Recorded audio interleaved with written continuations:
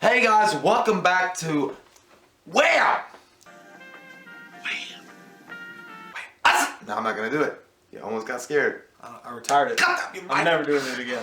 Good, never do it again. It's over. So welcome back to Wham! We watched a movie. I'm Jay and that's Mike, and today... I said, God damn! I can't control it. Midnight Meat Train, the 1973 gay classic porn that came out and everybody was like shocked and awed by that big dick. Fucking visually stunning, graphically gets you down deep in the fucking butthole.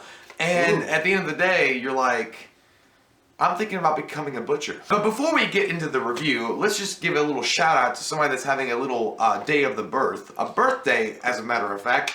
Korjai!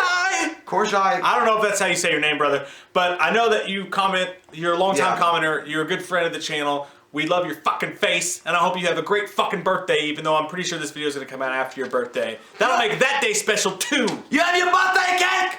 Are you in it? You shove it in your face? And you say, God, Michael, you can have my cake. Then you eat it anyway. so happy birthday, man. I hope you're having a good one.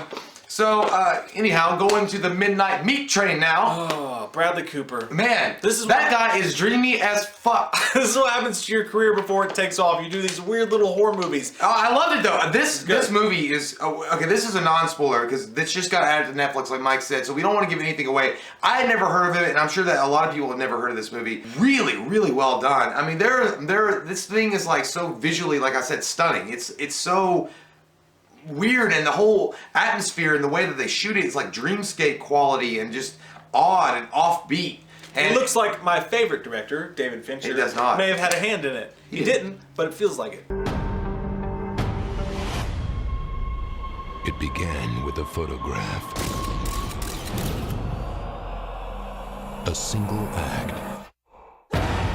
He starts delving deeper and deeper into this Nightcrawler-like lifestyle, like, you know, the Jake Gyllenhaal movie. It reminds me of Story of Echoes, dude. When he's like, when the guy's hypnotized, he was like, deeper and deeper, deeper and deeper. It was very deeper. It was very deep. With no J.Y. Kelly. That's Jay's new lubrication brand. J.Y. Kelly. Jay, why not? Put it in the butt. J.Y. Thanks, Kelly. K.Y. Jelly is what I meant. Fuck! Anyway, so J.Y. Kelly sounds better though. That's our first piece of merch right there. That will do it. Jay's lubrication. J.Y. Kelly. If you want to use some Put jelly it in the butt, and why not not? get any ass in your life, use some J.Y. Kelly. Really, man, this movie encapsulates that uneasy feeling really, really well. And it's very atmospheric and it's very gory and graphic and all that stuff is satisfied if that's what you're into. If you're into that, like, I want to see eyeballs pop out while eating my popcorn and have some fucking... put some steak on it! Juju fruits. I followed them into the subway. He butchers them like cows. They never find the remains because he unloads the meat somewhere. This guy, Vinnie Jones, if you know, here's a picture of him. Dude's scary as fuck. He looks like a huge ass Henry Rollins, and he's this dude who's dressed nice. He goes on this train and he fucking just kills people with this big fucking hammer. And he's also a butcher. Bradley Cooper starts following him around, and you see this dude, like you said, man, the shots, it's artistic as shit. It is. The way that they film the gore, like at one point he smashes someone's face in with a meat hammer, and the CG blood's a bit much. Like it starts to look a little bit fake at times. When he's pulling out teeth and shit, oh my god. The effort put into the shots, though, even though there's some bad CG, the effort put into the shots, it's so fucking artsy, man. It's really an underrated ass, underknown horror movie. We're not artsy fans at all, but this specific movie, it is art. It is art. The way that they shot these scenes. At one point, he hits someone's face with the meat hammer, and then he drops them upside down, and they look into their own puddle of blood, and in the puddle of blood, you can see the reflection of this dude's gangly face and the dude hitting him again. It's gnarly as fuck. From the legendary mind of Clive Barker. The Midnight Meat Train. But when you get to the third act, everything does fall apart. I mean, it just does.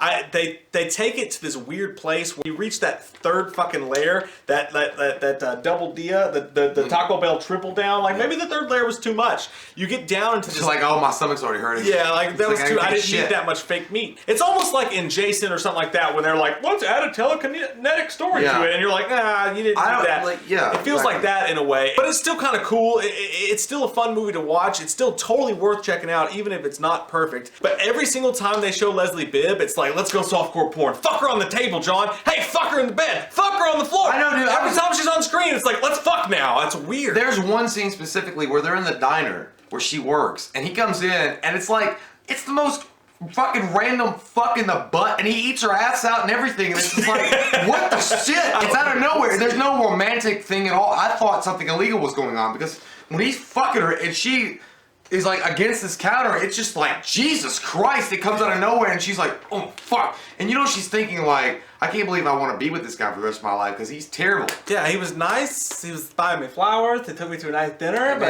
then he put it in my butt. And then there's like one scene specifically where he's taking pictures and she's getting naked, and then he starts crying, and she's like, he's like, I'm sorry, I'm sorry, and then she's like, ah, and then she runs away and closes the door. I was like, what the shit? Where did that come from? Yeah, they're having a normal couples argument. She's like, you're getting really dark and weird, and I don't understand who you are anymore. But then the next second, she's like, I guess I'll start to take off my clothes, and you're like, what the fuck? I think it was because she said in that scene, just take pictures of what makes you happy. Well, bitch, you assume too much, because what if you didn't make him happy? Why did you take your clothes off, though, and start thinking it's automatically gonna heal his depression? I mean, I would love to go to a mental asylum and have women just taking their clothes off. Are you sad? Like, yeah. Are you sad? It's set up with cock and ass and tits and butthole pleasures. It's not about butthole pleasures at all. It's not about this rusty trombone and the dirty Sanchez. Please stop. She was kind of definitely lost in translation. I think that character kind of floated through, not really having a solid anchor through the movie, which sucks because she is a good actress. You know, it's like the director was like, I had this great idea, and then when I went to put it in the fucking stove, her head fell off. It's like nothing. Our pets' heads are falling off. Yeah, I give it a 7.5 out of 10. Yeah. I think it's got great, I mean, top of the line horror moments in it. The story just falls flat at some point. But if you're a horror fan, you gotta check this movie out. It's on Netflix streaming right now. Totally go watch it. 7.5 for me too. I think that it has a lot of promise, and I think that it could have been a really fantastic movie that everybody would be talking about to this day. And I still think it should definitely be in the underground circuit, which I think it probably is. If it had just stayed glued together for a few more, like maybe 30 more minutes, it would have been a 9 to me, or an 8. But yeah, 7.5. And it's a weird movie, dude. It got the shaft. It got the hard shaft because like when they released it, no studios believed in it. They literally released the movie into dollar theaters. It went straight to dollar theaters. Like, but this is before VOD and all. So this the stuff. only ones that saw were fucking junkies and prostitutes. I saw it at the dollar theater. Well, how was that? You had to say something? You were being a prostitute and a junkie at the same time. I was like, I had to suck dick. Don't talk about my nights in Texas. You had to suck dick for crack, man. What's your favorite gore in a horror movie? Your favorite gore? Like gory ass shit? Yeah, what's your favorite gore in a horror movie? Day of the Dead is like really up there. Like that shit's like fucking gnarly as hell. That's like a good one, man. That's a good one. That's a good one. Comment down below. Let us know. We love your fucking faces. If you're new to the channel, click that subscribe button. Get some wham up in you. When you go on the subway, bring some fucking mace, because you never know when they're gonna hit you with a goddamn mallet. We watched a movie. Yeah. We watched a movie. We watched it. We watched a movie.